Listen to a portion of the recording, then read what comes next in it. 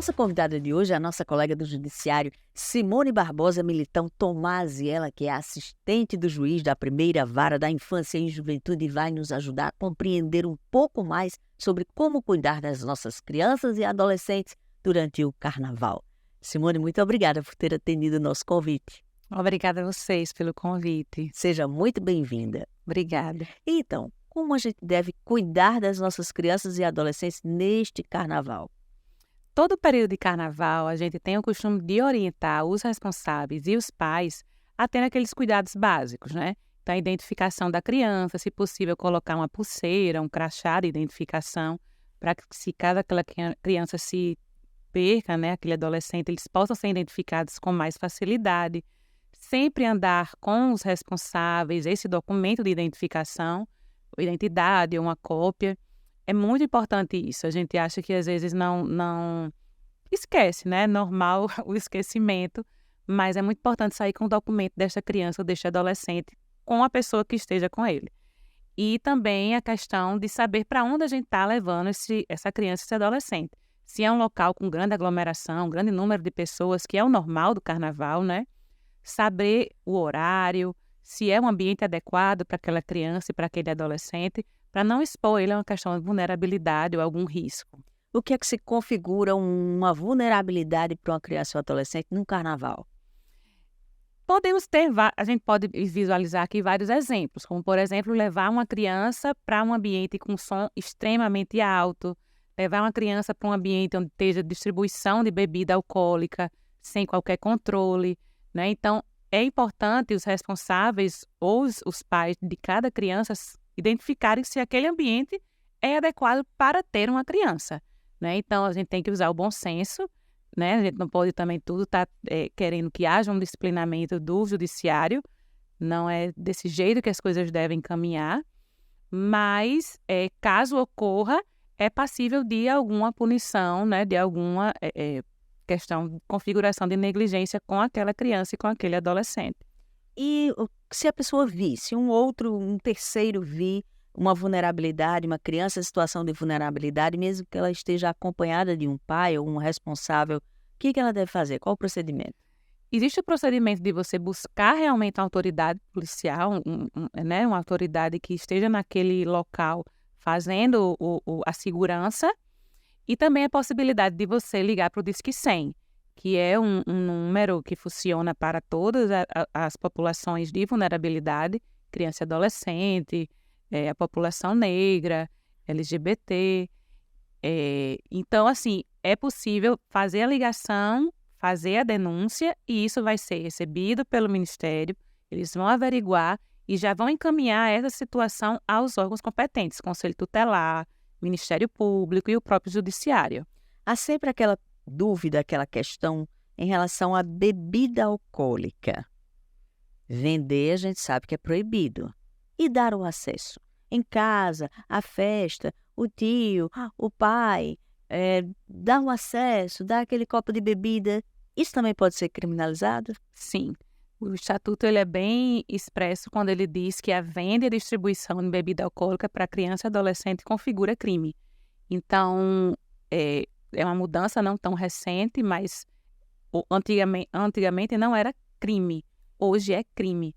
Então, não é só a proibição. Hoje é uma tipificação legal de crime. Você vender, distribuir, até dar acesso a uma criança ou um adolescente para o consumo de bebida alcoólica. E tem que procurar a autoridade. Se você visualizar isso, procura a segurança, a autoridade policial daquele ambiente para tomar as providências necessárias. Muitas vezes começa por aí, não é, Simone? O acesso às drogas como um todo é um problema de saúde pública, é um problema de segurança pública, é um problema que está enraizado não só no ambiente da infância e juventude, até no ambiente da vida adulta como um todo, né? A gente sabe, é público, que isso é um problema que nós estamos enfrentando. E evitar o contato da criança e do adolescente com a droga, mesmo que seja, né, o álcool,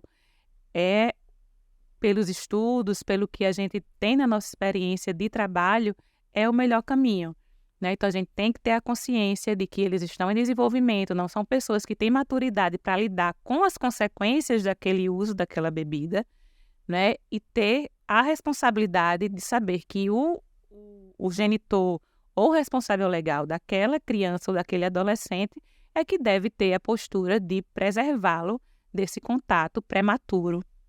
Às vezes o contato prematuro é até um contato familiar, dentro da família. E é assim que a gente expõe, né? A gente expõe eles acharem isso normal, né? A normalização.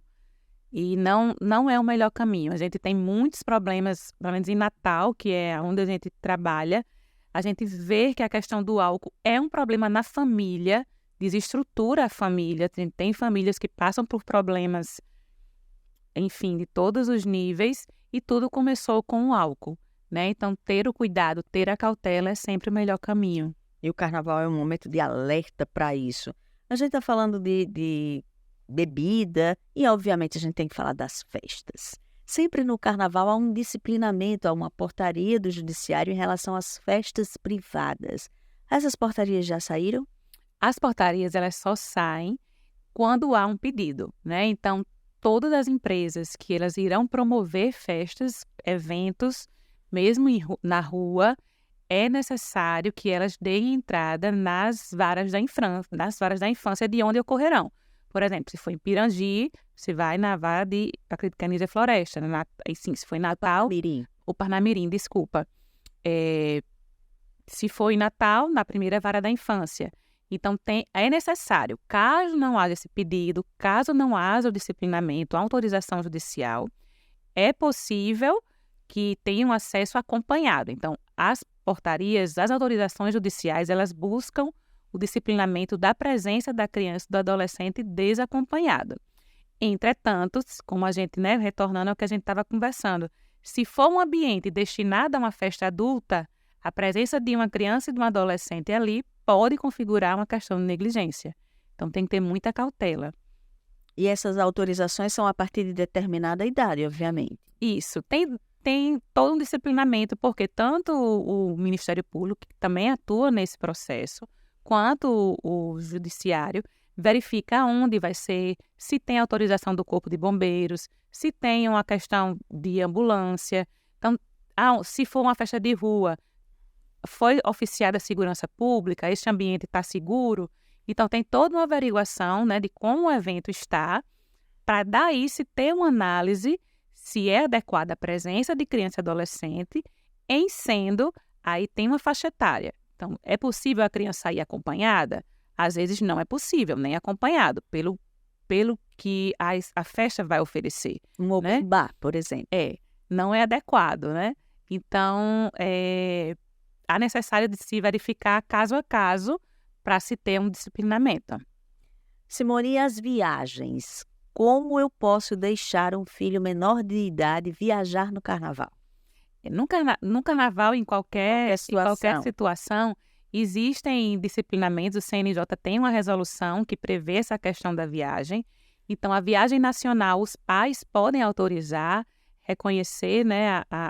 Tem um formulário no site do CNJ que já é previamente com os requisitos, as informações, mas sempre é importante entrar em contato com a empresa aérea, né? Conversar com a empresa aérea para que não haja surpresas, né? Apesar de haver um disciplinamento prévio, e assim, o que você vê nessas resoluções do CNJ é que se evita, já que os pais já estão autorizando, não há necessidade de se demandar ao judiciário para que autorize a autorização dos pais, né? É desnecessário. Mas algumas empresas aéreas, por algumas situações internas, têm alguns requisitos. Tem que ser um documento que esteja autenticado, tem que ter cópia. Cartório. Isso. Tem algumas empresas aéreas que têm algumas outras exigências. Então, para que não haja surpresas, o ideal é sempre fazer o formulário, se for nacional, né? Se for uma viagem internacional, tem outros requisitos. Se for acompanhado se for só com um genitor, não for com outro, há necessidade de autorização daquele genitor que não vai. Então, tem as particularidades de cada caso. Então, o ideal é sempre buscar informação junto à companhia aérea ou então na Secretaria Unificada das Varas da Infância, né? E que vocês vão receber qualquer orientação para que não esteja a surpresa de chegar no aeroporto e ter uma surpresa não grata. E onde se encontra o contato da Secretaria Unificada? No site do TJ a gente pode até buscar para Isso, lá no site do TJ, www.tjrn.jus.br, Isso. canais de atendimento, você encontra lá todos os contatos. Isso, todos os contatos. E lembrando do plantão judiciário, né? Então, na época de carnaval, o judiciário não funciona. Se tiver alguma demanda para pedir, por exemplo, alvará de viagem, é necessário que seja por meio do plantão judiciário, porque o judiciário funciona por meio de plantão nessa época de carnaval. Funciona o plantão, né? Não Isso. funciona em regime normal, mas funciona no Isso, plantão, exatamente. cujo telefone é 3673-8039, correto? Isso. 3673-8039, plantão@tjrn.jus.br. Simone, algum acréscimo? Não, acredito que a gente tem que usar o bom senso, né? Eu acho que a gente tem que proteger, saber que o caminho é sempre tratar com cautela a questão da infância e juventude, saber que são, sim, pessoas que estão em situação de vulnerabilidade, e as crianças elas não têm discernimento, muitas vezes, do ambiente, do perigo que ali, né, se encontra. Então, para não transformar uma festa em um momento triste ou um momento de apreensão, quanto mais cautela, melhor, e aproveitar com muita alegria o carnaval. Isso, é um momento de euforia, mas que também é preciso ter responsabilidade. É verdade, exatamente. Muito obrigada e um bom carnaval para você. Para todos nós. Obrigada a vocês. Obrigada.